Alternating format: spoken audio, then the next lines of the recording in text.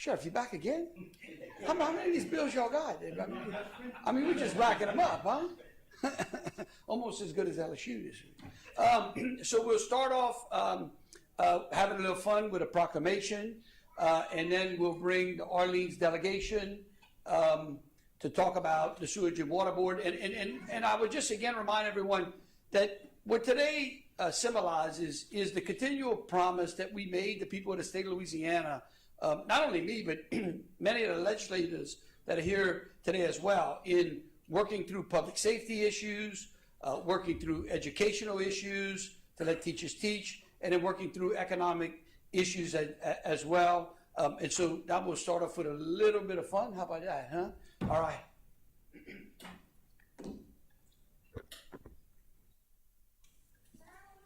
So we're making today,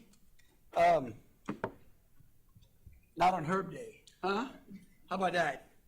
So we're signing a proclamation on behalf of Herb Jones, unbelievable defensive player. Goes to show you that you can create stardom not just by scoring baskets, right, but by taking the ball away from those who are trying to score baskets. And so we're going to do a proclamation on not on Herb Day, and we're going to keep his hat here while we sign all the bills, right?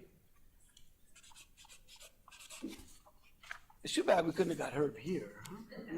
Huh? Y'all don't like that, huh? I see y'all smiling. All right. All right, Herb. All right, we'll get these over. Representative Green. Send that to Herb and Representative Green, the ladies from Femme Fatale, would you please come up? okay, we do. Yeah. The Mystic Creek. All right. In the continual fashion that we've been, we allow the legislators to explain these instruments that we're getting ready to sign into law. And of course, we have Representative Kyle Green. Well, first of all, thank you, Governor, for graciously agreeing to participate in this bill signing ceremony for these ladies. And so what I'm going to do, if you'd indulge me, Governor, is I'm going to ask the founding member, one of the founding members, Ms. Kimberly Early, who's the president of the Mystic Crew of Femme Fatale, to kind of briefly explain the organization and how this bill came about. Hi, everyone. I am Kimberly Early, the president and founding member of the Mystic Crew of Femme Fatale, along with 12 other founders of the Mystic Crew of Femme Fatale. This organization was founded to be a part of the Mardi Gras culture and social events of the city of New Orleans. We are very excited about this bill. We are able to participate in more community engagements for the city of New Orleans and to help the ladies of the organization. So we do have some gifts for our governor, definitely. Thank you. Some of our throws that we throw to our to the parade goers that come, and I know that you'll be excited about it. We have heard when we walked in the building, everybody was excited to see us, and they were aware of some of our throws. So I hope that you're excited to have them as well. We're getting early throws. Early throws. All right.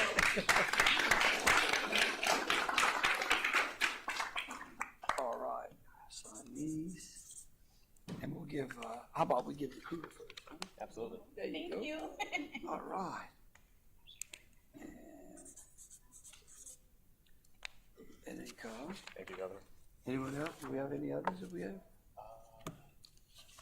Huh? Yes. How many you got? I got another one right here. How about that? All right. Thank you, Governor. We'll let him distribute if y'all need more. How about that? All right. Thank y'all so very much. Thank you for having us.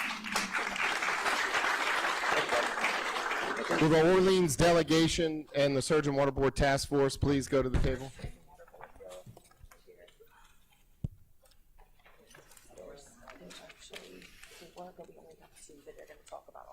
Okay. All right. Look, I think that this is probably, I think, an historic moment.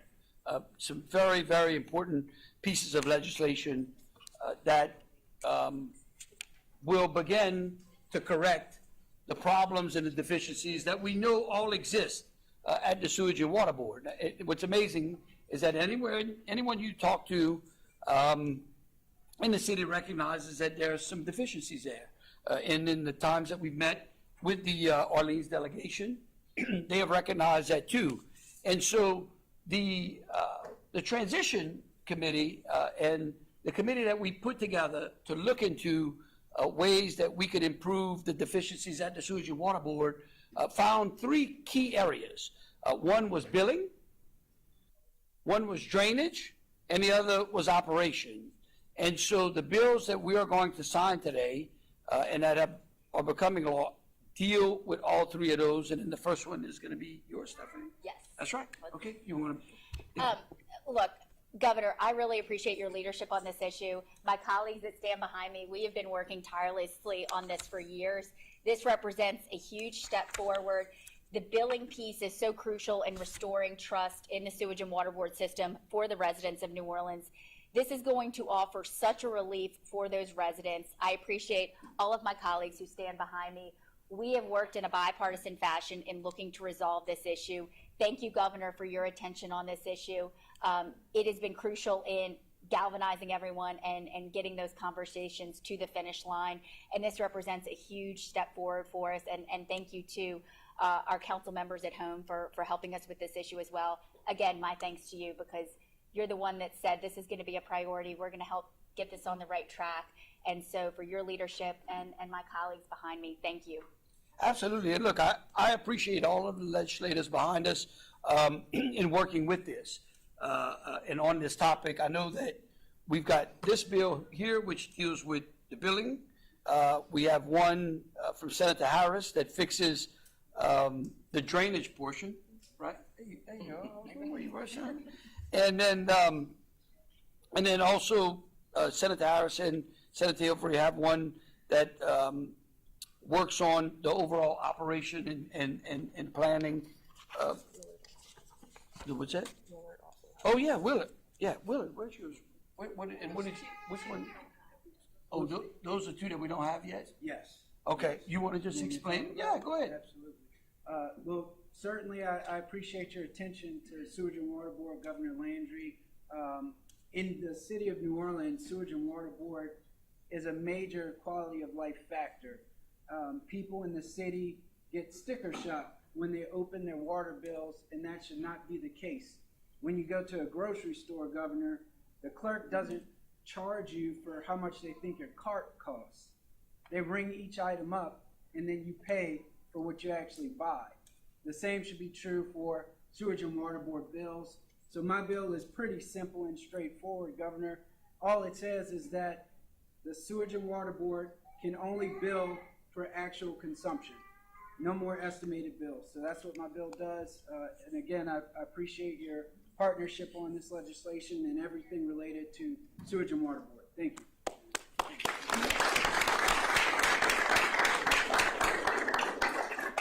Jimmy, you want to talk a little bit about the consolidation? Yes, I'll say a couple of things. Again, as I stated in committee, one, thank you, Governor, for everything it is that you've done with this. What I want for everyone in here to recognize is, as it relates to this bill, the language of this bill comes from our city council. Language in the bill comes from the governor's office. Language in the bill comes from the Orleans delegation. So this is truly a bill that everyone has put skin in the game on. And it's simple. All we're simply saying is drainage should be the responsibility of the Sewage and Water Board. Currently, the city's Department of Public Works is responsible for catch basins and small pipes, anything 36 inches down. So that means when your street is flooding and Sewage and Water Board goes out to clean the pipes, they have to wait for DPW to come and clean. And then they do their job. That makes no sense. This is something that's been in effect since '92. For years and years, we've been trying to figure out what's the best way to get to this point. We've gotten here. We've put amendments on bills to pay for it. So when people say, oh, well, how we're going to pay for it, it's paid for. And we have a city council that's steadfast to make sure that it continues to be paid for. So again, it's just common sense stuff. But I just want to thank this delegation, Governor, again, as you and I have talked several times about this. I appreciate you and everything you've done, Millett, your staff, everything. They've really worked hard on this legislation. And just for everyone's knowledge, is up for concurrence today in the Senate, and it will pass.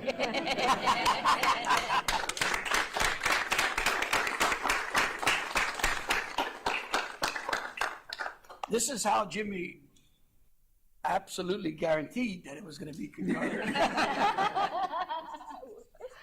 All right, thank y'all so much. Thank you, Absolutely, Governor. Thank you.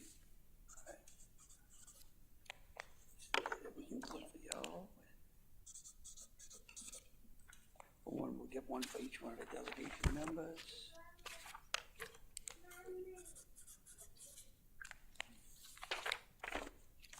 And of course, this also signifies the first step, right? This is, in no way do we believe that this is gonna be the panacea or that tomorrow the sewage and water board is gonna be fixed.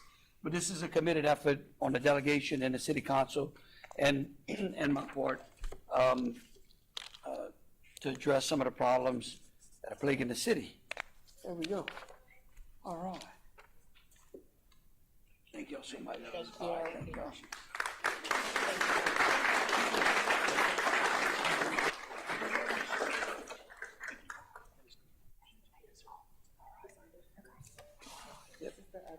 Well, these are the ones.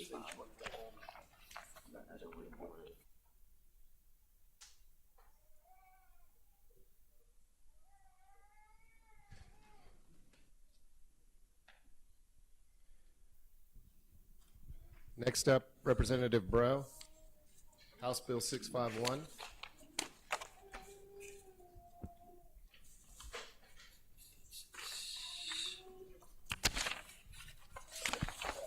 This one belongs to y'all.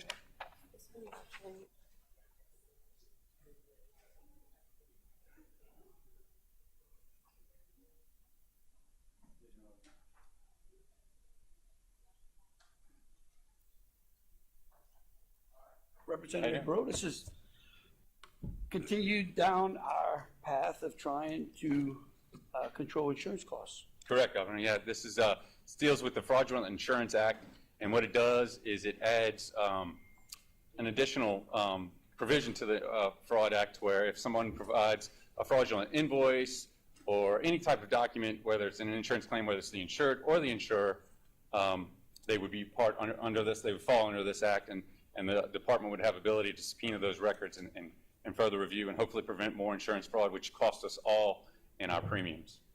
There we go. This is a continued effort to try to lower our insurance premiums in this state, and I'm absolutely excited to sign this bill. So, Okay. Thank you, Governor. thank you. Thank you. With the sheriffs, the chiefs, Representative Fontenot, Representative Johnson, chiefs, sheriffs, would y'all please come up? House Bill 173. Okay. All right. And again, this is part of our continual pledge to address public safety in this state. And this was a bill that had been vetoed before. It is now going to be signed. So you want to tell us about it? Yes, I think first and more importantly that it's such an honor to serve next to a governor who once wore a badge and the men and women behind us who are sworn to protect us.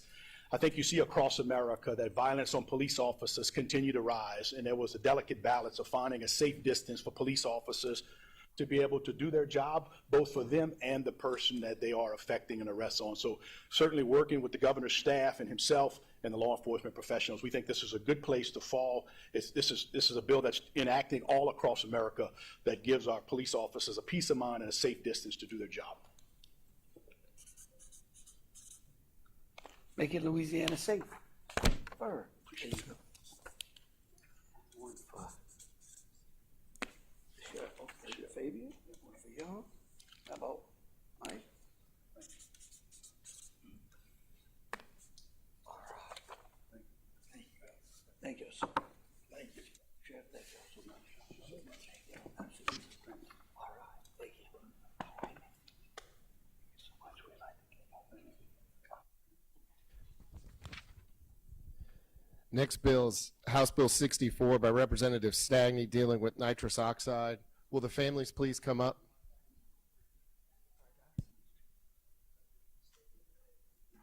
You do the talking, Jeff. All right. Representative Stagney? Hey, Joe. How's it going?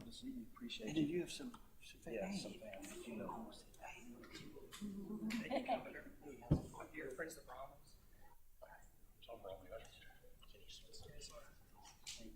Thanks. Joe, you want to introduce your guests? I'm going to let them introduce themselves, starting to your left, Governor. Kenny Swenson, Tom Bromley. Virginia Bromley. I'm Samantha McCann. Greg Thomas. Joe, you want to tell them about Representative chairman? Billy O. the Hammer. Yeah. We, Debbie and I first saw some reports on Fox 8 News, and then separate people approached us both about filing a bill to do something about the nitrous oxide problem that we're having. It's a growing, an emerging epidemic, at least in South Louisiana, and we believe all throughout the state. It is extremely toxic, extremely addictive, and it may be, if not permanently, harmful for a very long time. And Mr. Combo is here because his daughter, he found his daughter having this problem, and she's still well over a year later trying to get over it. And so we thought it was very important to go after both the retailers and the manufacturers. We have a strong law and order governor. We have a strong law and order attorney general, and we intend to make some cases so that this problem hopefully goes away permanently. That type of substance is only supposed to be used for a few things, and it's not recreational drugs. That's correct. And so this is an absolute public safety bill that we hope further protects kids and so that parents out there are not affected by this. And one way to help them is to make sure that the ability for them to get it is limited. And so we want to thank. Thank you, sir. All right. How about we get each one of the. We give absolutely.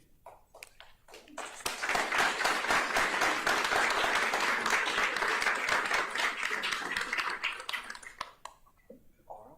Good. Thank you, Joe. I appreciate it. Representative Stagney, if you'll stay for House Bill 322. Appreciate it. Thank you, Governor. Thank you.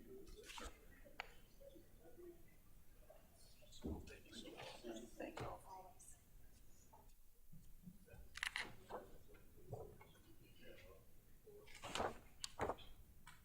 Kim? Is Kim here? Oh, here's another. Which one? Oh, the student. Oh, all right. Now we're getting ready to let teachers teach. That's right. Right? And again, I think that this is, last week, for the press that's here, we held a press conference under which Superintendent Kate Brumley came and started walking through his Let the Teachers Teach project, which, by the way, again, was a culmination. The report included input from over 30 somewhat odd teachers, public school teachers, and that based upon their input, based upon their recommendations, is what part of this legislation is. And so, Joe, you want to talk about it? The Louisiana Federation of Teachers brought this bill to me. I'm a chiropractic physician by profession. A number of assistants that I've had over years have been teachers. And as I started calling them, I ran across one that there was 9 reports on a student. And on the 10th one, she was assaulted. The student was back in the classroom before the teacher was. And that's unfortunate because if we don't let teachers teach, good students are not learning, good teachers are not soaring to the limits, soaring to the heights that they can. So this bill, to my surprise, I had to work with a number of stakeholders, but we have a good bill, and Dr. Brumley and others have all been very supportive, and we hope that this will let teachers teach. Great. Thank you, Joe. I think it's a great bill. Really do. Thank you. Thank you, Governor. I appreciate it.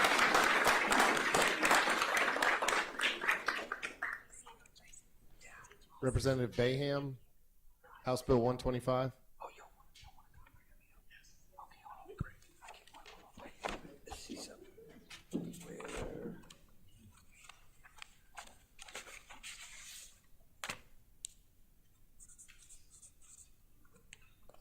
we go. Come on. Hold on. I get you.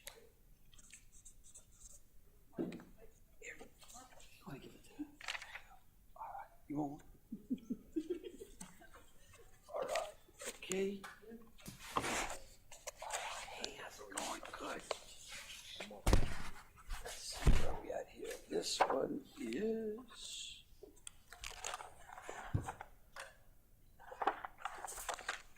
Let's see, which one is this?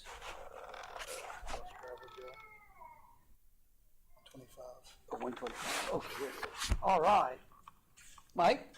Governor? Again, this is part of our package of let teachers teach and improve our public school system.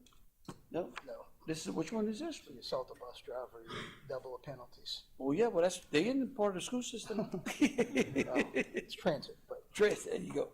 Why don't you explain the bill? So this bill came about because our public bus drivers were literally on the front lines during COVID. They were the most apt to be exposed, and they did their jobs to help keep society moving.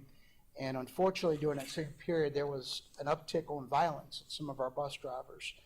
And we wanted to ensure that our drivers were protected and the public is protected, because if a driver is assaulted while operating this giant vehicle, they could potentially cause an accident, run into pedestrians, and injure people on the bus and off the bus. So this is something that tries to protect our drivers, protect our society and our community, and let the bus drivers know that they have a very important role. The state is going to protect them from assault. So, Governor, I appreciate you agreeing to sign this bill. We have a representative from the RTA here.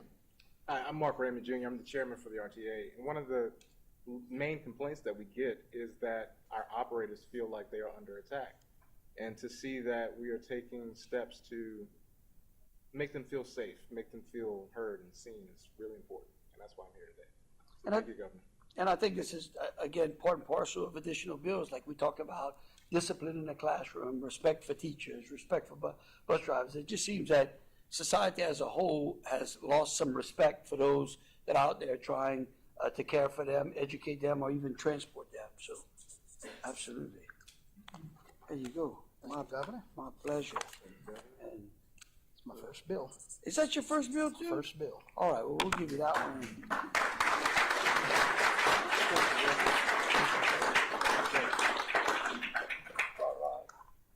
Governor, Thank you. And then Representative Phelps? Phelps, no? Who's coming up next? Oh, the universal licensure? Senator Presley, Representative Owen, Chairman Desatel, Senator Pelican Presley. Institute, anyone up for the universal licensure bill, SB 60 and HB 716. Would you please come up?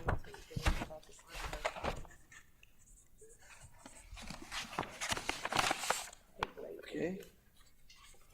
Senator, how's it going? Good to see you.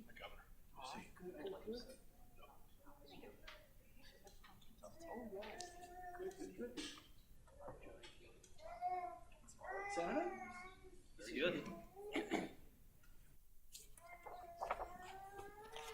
All right.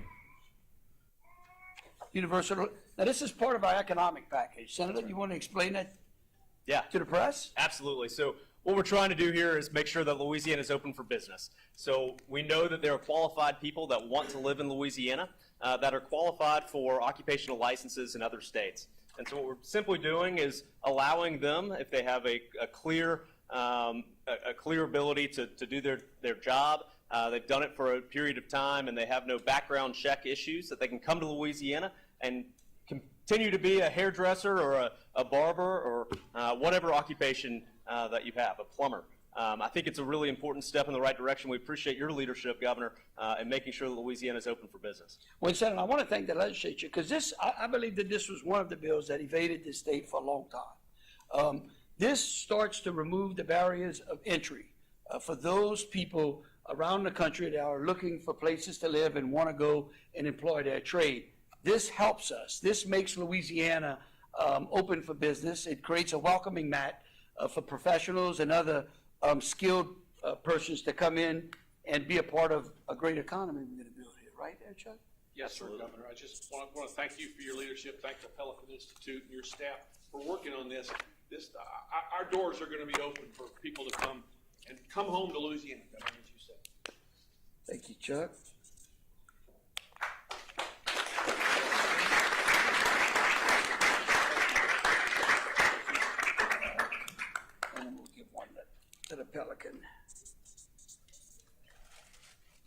Hey, is this the first, bill signed? Pen you get? Yeah, there you go. Thank you, Governor. Thank you. Thank you. Senator McMath. Okay, this is another Secretary Abraham, economic. will the hospitals please come up?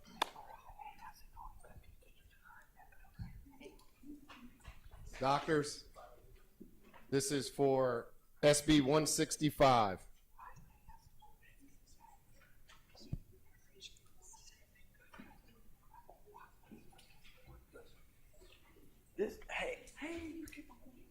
This is my doctor right here. Can I violate HIPAA? She's saying I'm okay. How are you? Good to see you. You keep me going.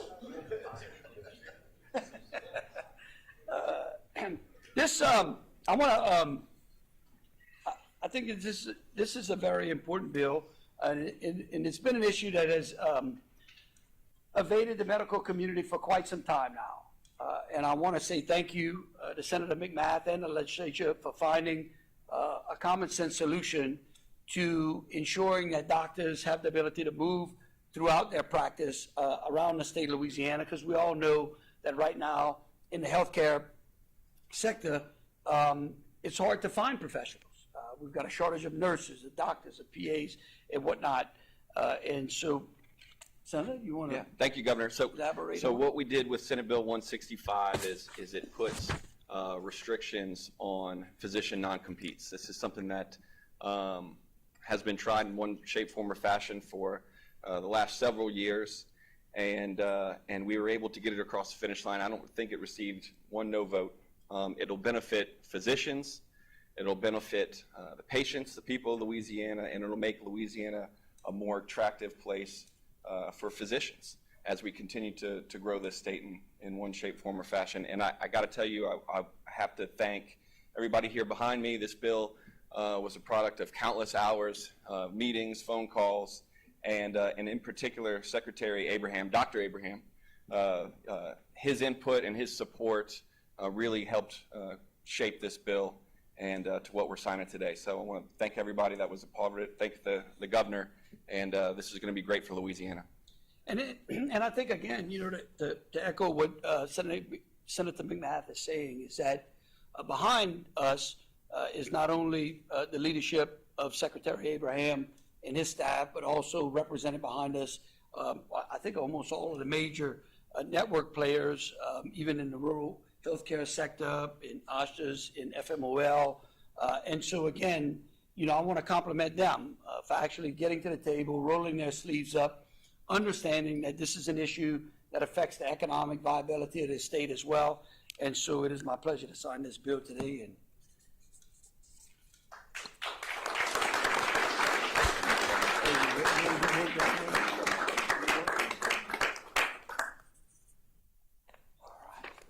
And same.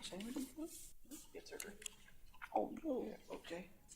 All right. Ralph, you want one? Yes, sir. Ralph, you want one? Absolutely. Huh? You're going to come up tonight, though. We're celebrating. Yes, absolutely.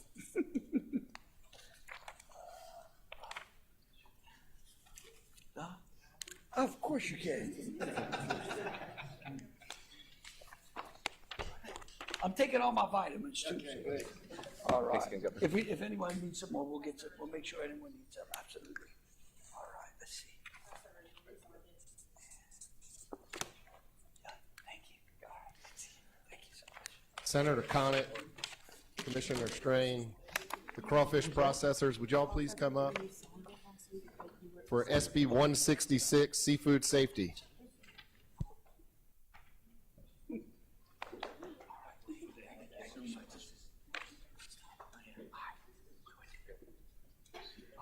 Hey, how you doing? Good to see y'all. Thanks. Senator? Good morning. All right, this, you want to explain to them the importance of this bill? Yeah, this bill is to help our shrimpers and fishermen in Louisiana.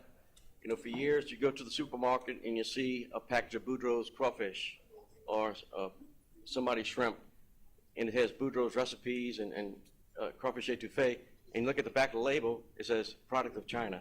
a product of Mexico, a product of Indonesia. These are the hardworking folks who they can't fish right now because the prices are so low. What this bill does, if you are going to sell, we can't stop foreign shrimp and foreign crawfish to come into the United States or Louisiana. But if you do, you have to clearly mark where it's coming from. If you want to buy Mexican crawfish, do it. If you want to buy Louisiana crawfish and Louisiana shrimp, do it. But it's going to be clearly labeled. That's what the bill does. It's truth in advertising.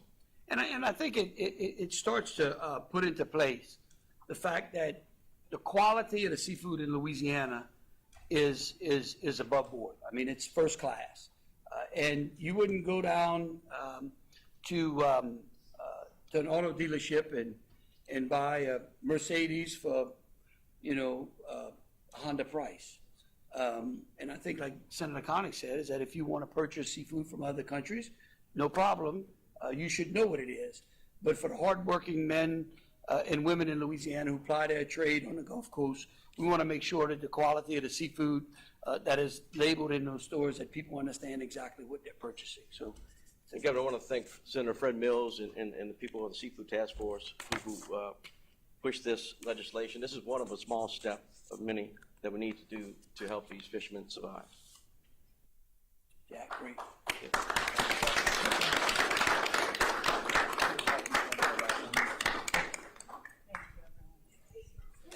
Next bill is SB 148, Senator Mizell. Senator Mizell, the retailers, would y'all please come up? This bill deals with postpartum depression. Hey.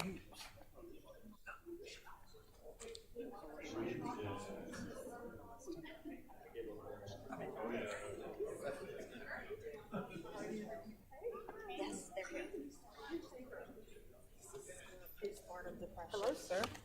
These are copies of Senator Miguel's postpartum depression bill 148. All right, thank you. Senator? Hello there. How are you? Oh, we got Gabe.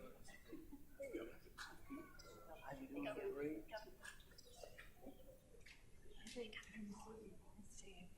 All right. Senator Mizell, the floor is yours. Thank you, Governor. It's an honor to be here. And I think we all know that historically Louisiana has been on the bottom of the list in every way on maternal wellness. This bill opens the door to address that. We know that maternal wellness, the worst outcomes are over that first year. And the intent of this bill is to address postpartum depression and to open the doors so that it's more accessible to a lot of the women that need it. And I appreciate the support of the legislature. The guys behind us have been incredible in clarifying it to the legislators who had questions on how this would work. And I'm thankful we got it to the finish line. You are the finish line. Yeah, I am. Well, and I want to thank Senator Mizell and the legislature as well. I think that this is, again, another piece of the puzzle that we have to continue to put in place to deal with mental health. I think that around the country as a whole, we're dealing with a national mental health crisis. And I certainly want to thank Senator Mizell for her leadership in beginning that process and starting with women as well. You're always protecting women. Trying. Actually, I'm going to tell you a great thing. So we leave here, and there will be a ribbon cutting in the lactation room at the Capitol. The first time the Capitol has had an actual lactation room. So it's a big day. It's a big day for maternal care. Oh, thank you. Oh, that'd be great. All right. Thank you, Governor. That one. Oh, yeah. You got your pick? I think you took it off. Oh, yeah. He gets one. Okay. I'll get you one. Joe, that's it? You want one? Hold on, look. I got one more. You still got a room full. Oh, yeah. All right. Thank you. Thank you. All right, thank you. Okay. And The next bill, SB 133, Senator Presley. Will this is Health an important Freedom, bill. Senator Presley. as well. You want to do both of them at the same time? You want to do both of your bills at the same time? I can bring my sister in. Yeah, we can do both. Oh, your sister them are here? Yeah. Okay. Let's do 133 and 133. Okay, all right. The next bill is Senator Presley's bill dealing with the World Health Organization, the United Nations, and the World Economic Forum. I don't want to steal his thunder, so I'll let him say a little bit, and then I can close through. Hey, Jill. Thank you, Governor. We know that international organizations are trying to take over some of the power and control of our system of government, both in Louisiana and nationally. And so what we did is come in and say that the World Health Organization, the United Nations, and the World Economic Forum shall have no jurisdiction or power within the state of Louisiana. That does not forbid them from giving recommendations, but they are not going to have the power to implement rules or taxes or any other thing without the decision being made by the legislature and by being signed into law by the governor. I think it's a common sense piece of legislation and one that's picked up a lot of momentum over the last few weeks as the World Health Organization has tried to take more power. But I really want to thank Representative Edmondson and Senator Hodges for their leadership and their work on this legislation as well. And I want to thank Senator Presley and the legislature because this was an issue that we saw under which those organizations began to encroach upon the daily lives of Americans and those in Louisiana as well. We have a wonderful document. It's called the United States Constitution that dictates how our government structure is run and exactly who has the ability to affect the lives of American citizens and here in Louisiana as well. And so I want to compliment the legislature and Senator Presley and those behind us, Gene Mills, Hines, who's here. She was at the Supreme Court with us the other day as well. That's how important this is. And thank them for their support as well. And Thomas, we'll give you this one. Thank you. One for Jill. And then one for G. How about for the young man? There you go. How about that? All right. Thank you, Governor. All right. Thank you. Thank you much. Senator Presley, if you'll stay, will the Family Forum, will Right to Life, Ms. Wicker, anyone here for SB 276, will you all please go up to the table?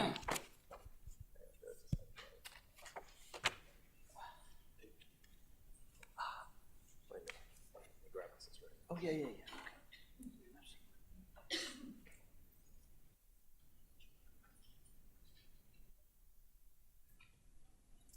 I think he's going to grab his sister.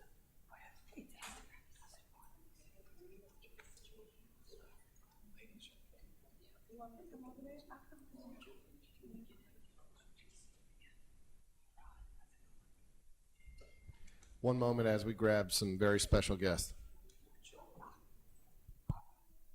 I think we're waiting on Senator Presley's sister. Oh.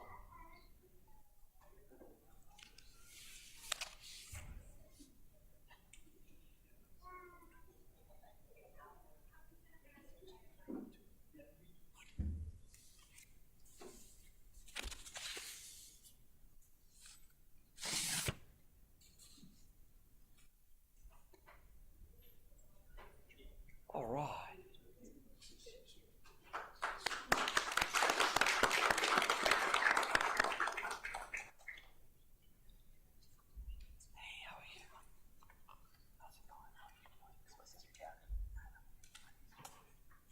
You want to have a sit right there?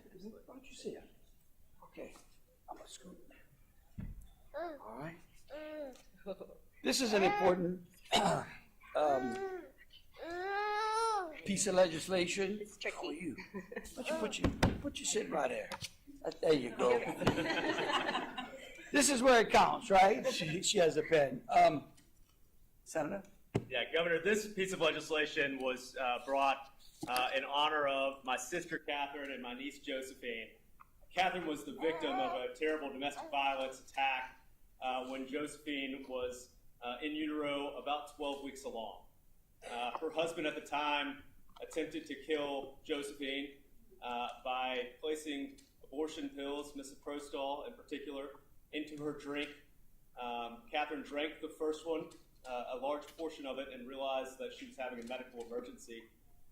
She then realized what was going on, was able to get the medical help that she needed in order to stop the terrible events that were likely to happen. She also collected the evidence. She collected 6 different drinks after the first one, which contained misoprostol. And again, an effort to kill my niece.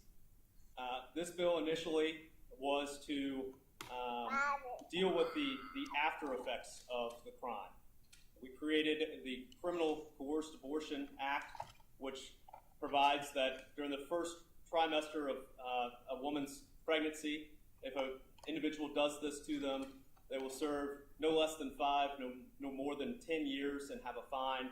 And in the second and third trimesters, due to the additional harm that can be done to the woman, we increased the crime to 10 years minimum with a 20-year maximum. We also, during the course of this legislation's journey through the legislative process, tried to figure out what we could do to be more proactive. And so we placed misoprostol and misoprotein into the Controlled Substances Act as a Schedule 4 drug, which is the same place that many other common drugs that are prescribed for legitimate healthcare needs are placed, including ADD medication, including Ambien and sleep medication. But we felt like this was an important step to stop bad actors from getting these drugs that can cause significant harm to a woman and certainly to an unborn baby. And I know, look, I think, quite frankly, there has been a lot of misinformation around this country about this bill. This is absolutely a protective measure that protects women in the state of Louisiana. I'm certainly proud to sign this bill and to stand with women here in the state of Louisiana and thank the Senate and the legislature for bringing it. You want to sign it for us? Huh?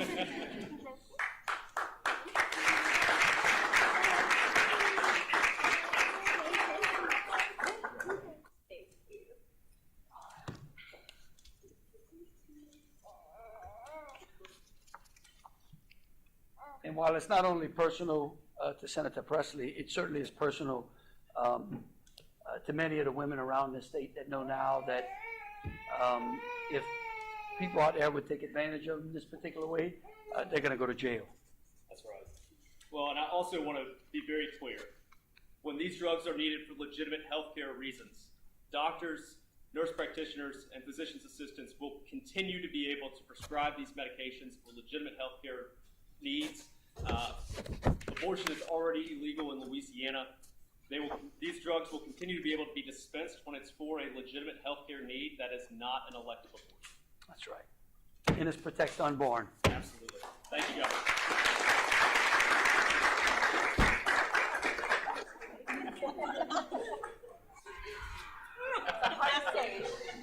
Can you say thank you? Can you blow kiss? Thank you, Governor. Thank you.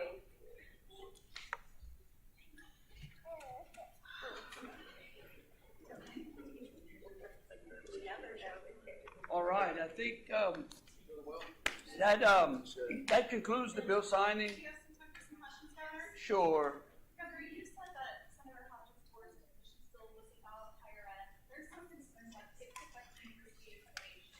Do you have any concerns about this? I do not have any concerns about accreditations. I think that anybody who says that that bill affects accreditation of universities is absolutely not telling the truth. We've looked through the accreditation process, and there is no problem with that. Governor, why did you veto Royce DePlessis' bill SB 287? Let's see now, 280. Which one It was has to that? do with the food deserts. With the which one? With the food deserts, with the nutrition, trying to get fresh produce. Yeah, look, here's one thing that I've always stood for is and we talked about this in our educational package as well, and we talk about it with teachers. We do not intend to legislate unfunded mandates. That bill did not have any funding attached to it, nor was there any more funding available from the federal government for that program as well. So there's no sense in order to put things on the books, not to use them. So appreciate it.